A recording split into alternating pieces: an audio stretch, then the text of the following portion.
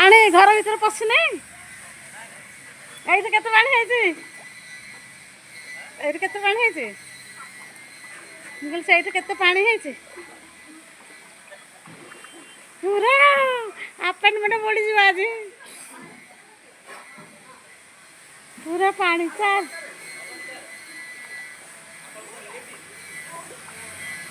ପୁରା ପାଣି ଭର୍ତ୍ତି। ଦେଖନ୍ତୁ କେତେ ପାଣି ପୁରା।